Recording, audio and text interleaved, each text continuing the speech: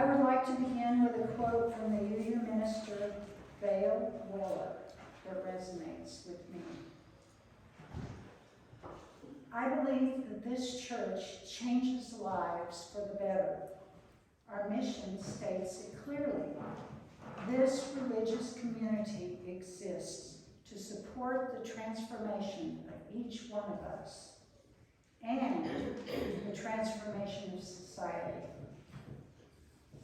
We need a place where we can celebrate life, come together to mourn and marry, and march, and to learn spiritual practices which will help us to live our values every day of the week.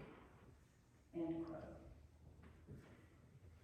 In case you haven't noticed, we're singing and talking about money this morning. Asking you for money is difficult. This is our first stewardship drive in over 3 years. Probably more, I'm not sure. We're covering our bills at this point and things look fine or stable, but it's hard to budget and plan for contingencies when our income is uncertain. It takes about $550 a week to keep the doors open, and that includes utilities, maintenance, speakers, and coffee. This is why we ask for pledges. The board needs to be able to make plans and a budget. And if we don't know how much is coming in, it's hard to do that. And we realize that everybody's financial situations are different, and their financial obligations are different too.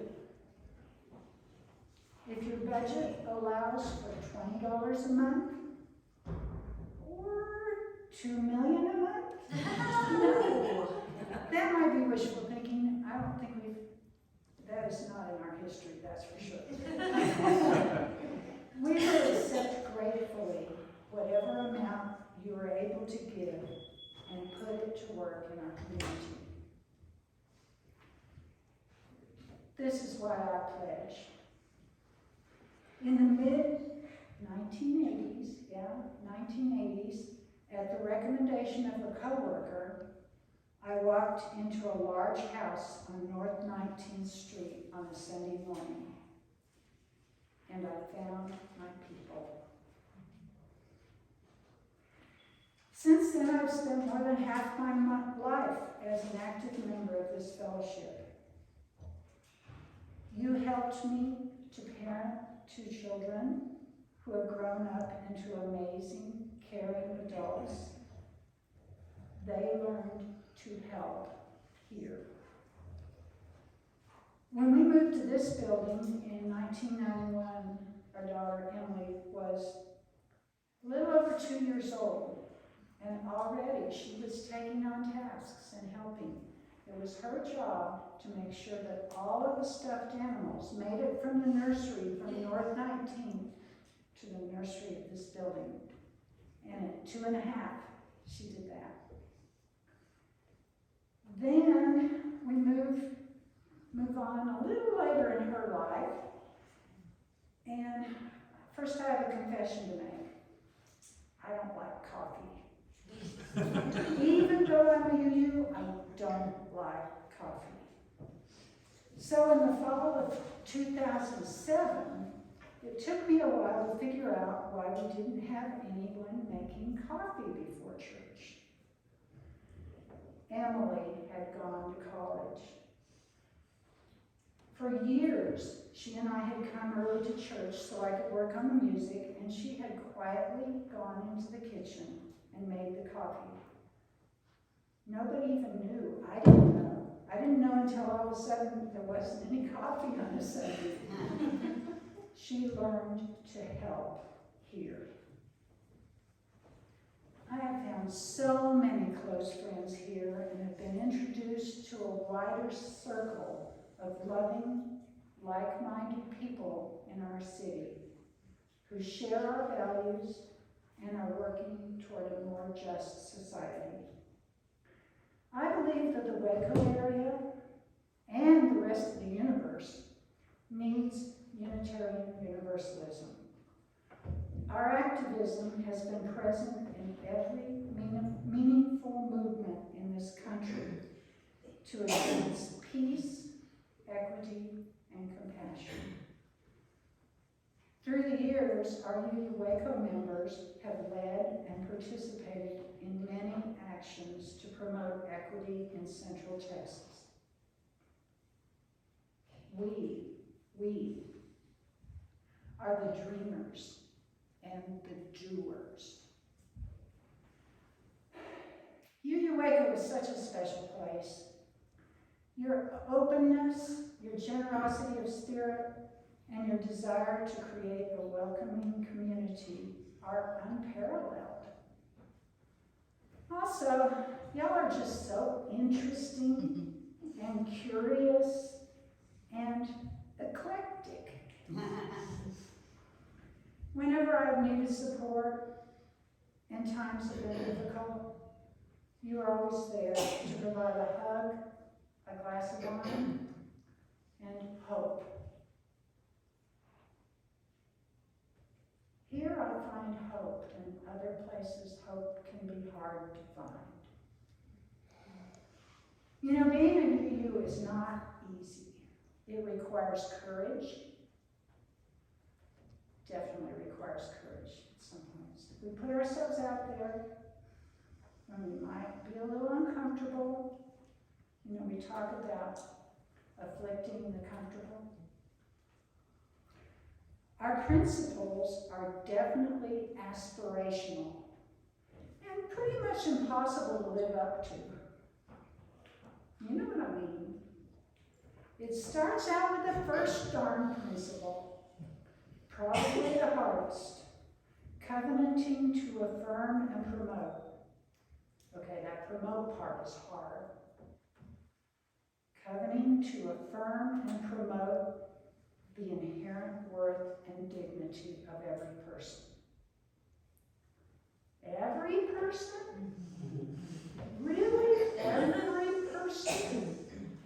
I can think of a few, especially out in the wider community, that I have my doubts about. But that's what we covenant to do. Don't name any names. And you know, the other 6 principles, soon to be 7, seem slightly easier until you really dig into them. Very difficult. Being a UU takes courage. So that is why I am a pledge. Being a UU is challenging and wonderful, and it means I get to hang out with the likes of you. Doing church, making music, trying to figure out governing, and loving the world.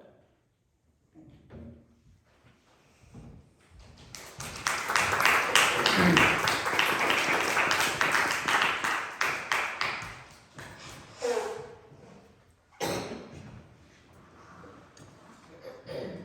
We've mentioned this morning how we mix being UUs with being in the Bible Belt. Well, I come from the Bible Belt. My father was a Southern Baptist when he grew up, 45 minutes from Jerry Falwell's college. My mother was a Nazarene. And when they got married and moved to Radford, where my father took a university job, I became Presbyterian. Even when they were growing up as children, my father once asked one of his probably Southern Baptist aunts, why did Jesus have to die?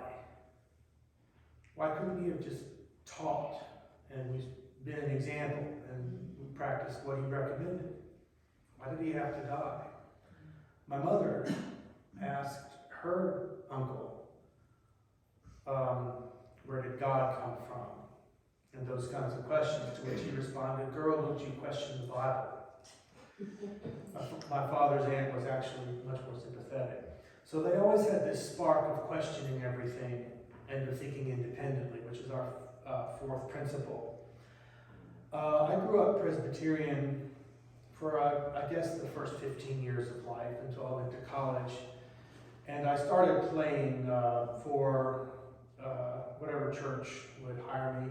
That's known as a church merchant, or a church whore is the worst way of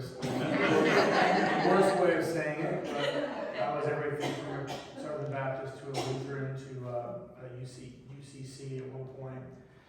And when I met Sarah, I had been at a Methodist church here in town for quite a while. And in all, I was there 17 years. This is mainly for the benefit of the many new people that haven't heard this story before. A couple years into our marriage, we kind of realized we were out of place. This was exacerbated by the United Methodist Church's split over homosexuality. And it became very uncomfortable. I felt as though I was turning my back on a lot of my friends by being there. I was paid to be there, and I really couldn't afford for me not to keep that job. As soon as we could afford for me not to keep that job, we talked about it, and I decided to leave church music ministry as a part-time job, as a commitment. And I told the church, like I'm standing in front of you today, I have to leave a church that would not ordain my wife's cousin or her wife or many of my friends or their children. I can't stay in a church that would not do that. And they were mainly Trump supporters. There were very few people there that weren't. So I told them the truth. I left for that reason. I left because, frankly, after 20 years or so of having all my weekends tied up, I really wanted, especially having a new marriage where we were enjoying traveling, I wanted to have the opportunity to take a weekend off. Later out on the Brazos, which is our Pride event in Waco, if any of you don't know, one of those ladies from that old church was there. And I said, "Is that so-and-so from the Methodist Church?" I said, I would never have thought that any of the people there would show up at the Pride event. But she told me, "I'm glad you spoke out, because my daughter is gay and hasn't been in this church for 25 years. And as it turns out, and I knew this wasn't a secret, there were 6 couples there who were gay or had gay children. None of them were ever acknowledged. And so I left for that reason, and frankly because I really wasn't Christian anymore. I really wasn't theist anymore. It's not only that one issue. And so Sarah and I planned, let's just take it easy it's funny, it's just like when I got divorced. I said, I'm just going to be single for a while and find myself and maybe date a few people casually, maybe. I had no idea. And I met Sarah in like a week, and I was so much fun. And it was the same here. It's really interesting. We were planning to spend our time between Lakeshore, Charlie Garrison's church. We met a wonderful lady yesterday at the event downtown from UCC, churches like that, and not really commit to anything for a while. And as soon as we stepped foot here, we thought, this is just it. This is perfect. Couple of reasons. It's kind of the only game in town for not a strictly Christian church. You can be, you don't have to be, but I really, that was important to me. And some people find it at actually Bear Arm, Brew Theology at Bear Arms and other breweries around town, which is kind of like a little UU. We've started going there a couple months ago and brought some cool folks here to this church.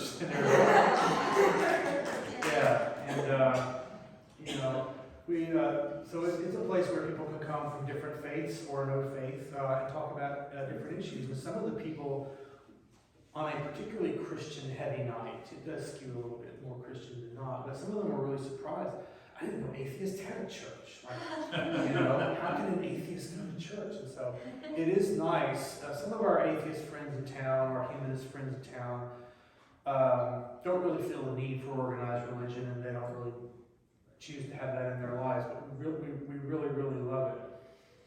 I have to say, over the last 7 years, 7.5 years that we've been married, I think I told Jane this, and I never thought I'd say this, but at this point, this church means more to us than our bars. If one of our bars closed down, we would be very disappointed. If the church closed down, I mean, we'd have to go to Austin or Dallas. It would be devastating. One of the frustrations I had before was that every time Sarah and I showed up at a protest for anything we felt that was important, for equal rights for whoever it was, immigrants, women, black people, queer people, whoever, I looked around and I said, where are all the churches? Why are no churches coming out to this, you know? I remember when the immigrant situation was really in the news and the children in the cages and all that, and we were having a sermon on children, and I said, certainly someone's going to mention the fact that immigrant children are separated from their parents and just the horribleness of all that. They talked about kids looking at the internet too much. That was it. It was just this safe, non-committal thing, and we thought, aren't you looking around at what's happening in the world, and don't you care about life outside your little social club? And I don't want to go on an angry tirade, but that's the thing that I missed. And I said, whichever churches show up, that's where I want to be. And I'll tell you, yesterday morning, we went downtown to march for Black maternal health. Maternal health in general, but specifically Black maternal health, because Black women have a far greater chance of dying in childbirth. And everyone that we talked to, we said, Bruce was there, and Sarah and I were there, and I said, I'm Andy and Sarah, and I said, we're from the Unitarian Universalist Fellowship. And all of them knew who we were. So we're doing the right thing. And especially in the last, I'll be honest, probably a lot of us were a little scared after the pandemic when like 6 people were showing up to church. It took a little while to get going, and we thought, oh my gosh, what's going to happen? And then this just great flood of people started coming in within a year or two after that. And our membership doubled at least. And it's a thrilling time to be here. And I can't wait to come every Sunday. And it's really cool because the people that I see here are not just, oh, we see them at church and say, hey, you're my church family, great, see you next week. We see them throughout the week. We see them in different places, at people's homes, discussions, our homes, restaurants, bars, drinking, having a good time, talking about stuff. We talk about the same stuff there that we do here, because it's a genuine, people that we genuinely care about. And I guess I'll say one more thing. I was talking this morning about visiting family and how difficult it is to code switch. I usually hear that, to be honest, talking about what Black people have to do to be around white people. In some situations, like if a Black woman works in a white office, they'll be called angry or whatever, unless they try to change their behavior. That's a whole other talk, but that's where I've heard that term. I don't want to claim to know what other less privileged groups have to go through on a daily basis. Being cisgender white man, but I do know what it's like to have to be in the closet. I know people in this fellowship who haven't told their family that they're atheists in 30 years, 25 years. I don't think anyone in this room, but I've heard of other friends. And it's difficult, to kind of keep a lid on something that means so much to you and not be able to talk about it. Or when you do talk about it, you have to explain yourself. Teachers know what I'm talking about. I was telling a man the other night about how much I'm frustrated by non-teachers talking so much about what teachers do and should do. And he said, but a lot of them try to brainwash our kids with their agenda. And there's a union that they can't be fired, so there's a union. And I said, oh, God, I don't want to have to say this every single time I talk to anyone about my wife's job. And it was exhausting, and frankly, I just told Sarah, and I never tell Sarah what to do. I mean, believe me, but I said, let's go. I said, let's go, I must eat. So I sort of stormed out of there. People need a safe space.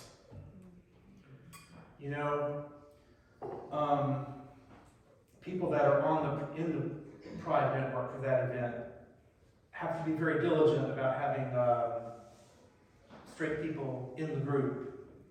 And if there are any straight people in the group, they have to be careful about, I don't really understand the problems I don't see any problems that you all are facing. Well, I mean, tell me what it's like. And you don't want to have to do that every single day. And it gets exhausting. And so, this is a great space where we can talk and be free in safety about things that are important to us. I kind of went a little bit overboard and talked a little bit too long, but anyway, thank you for listening.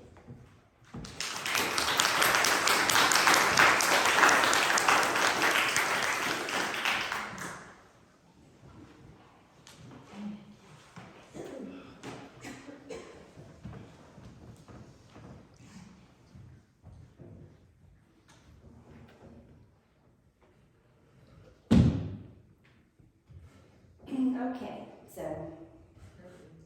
I'm Ramona McKeown, and I'm the youth treasurer. And probably the reason why we're having this event today, because I've been complaining the last few months about the budget is going, our money is going down. We need more people to give. So it's probably my fault that we're having this talk today. We love you this much, Ramona. Huh? We love you this much, Ramona. We did a whole service for you. Well, this is my second year as the treasurer. I started last January, so it's been about 15 months now. And boy, have I learned a lot. You might think that I was considered for this position or nominated for treasurer because of my vast experience with accounting procedures and such. Not. My own experience as such is with my own meager little checkbook, care of our own household expenditures. In my previous position at Mayo University, I was the collection development librarian, and I was in charge of a $6 million collection budget. But sad to say, the budget at EU compares more to my household budget. So, budget is the key word to answering the question of why pledge. At home, I keep a ledger. I'll show you a little page.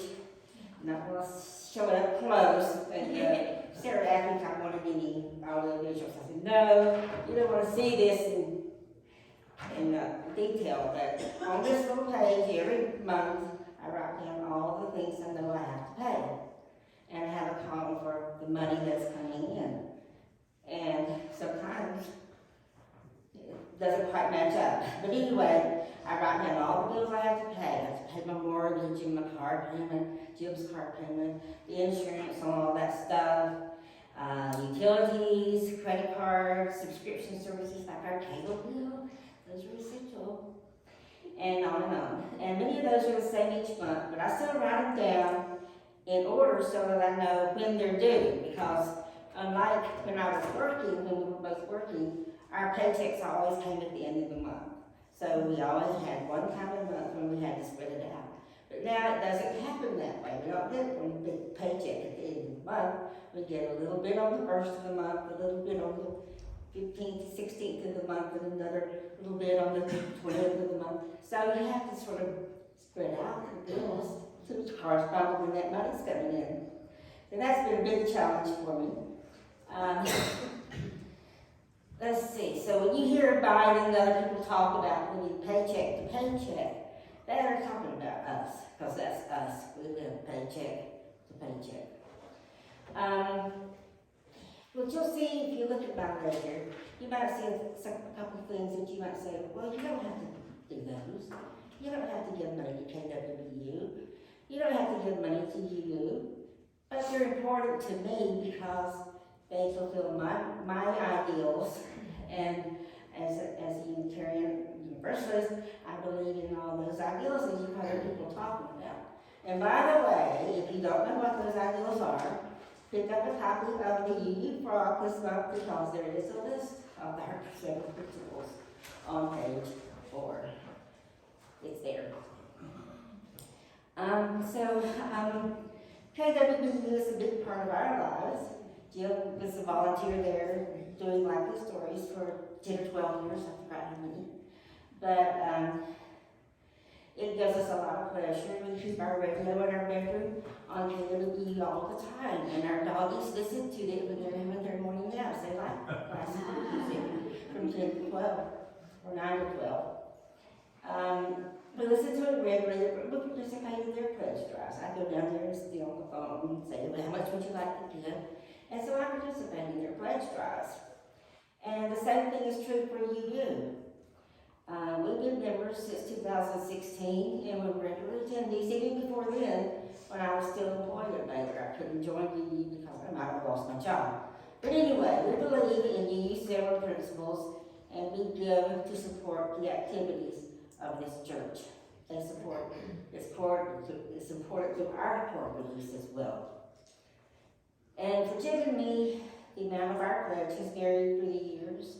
When we were both working, we had a lot more money than we do now. But even now, it's important enough that we keep it in that list of things that we pay every month. So make sure it gets paid every month. And if you look at the UU budget, it's very similar. We have bills that must get paid every month. We have to pay our water bill, we have to pay our electricity, and all that stuff. If you go down to the fellowship hall, you'll pass a bulletin board on the left that has little reports like this for me. I create this little report every month, and you'll see there's income and expenditures. And those big yellow parts of each one of those circles represent the biggest portion of those categories. You'll see for our income, our biggest portion does come from pledges. These are for members who give regularly. And then we also have income from non-pledge income. That's money for people who don't pledge, people that would put money in the basket. And we have also rental income and royalty income. You might not know, but there's some gas on this property, and we get a little royalty payment from the gas company, from the petroleum company that manages that. I'm not sure how it all works, but anyway, we do get about $50 a month for royalties. On our expenditure side, the biggest part of the budget, usually about over a third of the budget, is spent on utilities. So we have our power bill, our gas bill, electricity, internet service, all those things are covered. We pay, as somebody's already mentioned, we pay for professional speakers. We occasionally will have former ministers or people who are degreed professionals that we do pay. We don't get paid if we're members, and they're just, donating our time.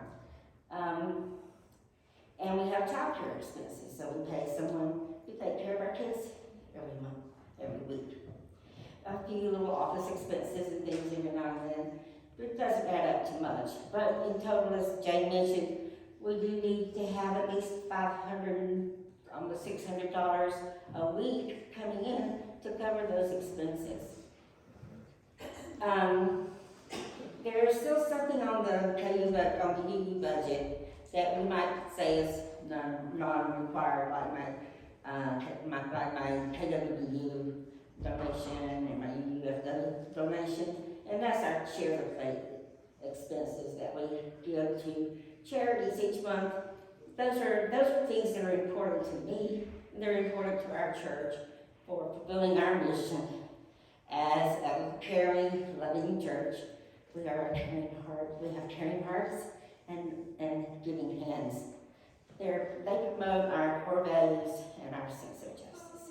So I would encourage everyone, if they haven't pledged, to fill out cards. They're out in the thing. You don't have to fill out a card every week. You just need to fill out a card once a year to say you're going to give $10 a month, $20 a month, $100 a month, whatever you can afford. It's a sense of justice, equal justice, so that we know how much to expect and can build our budget. Thank you.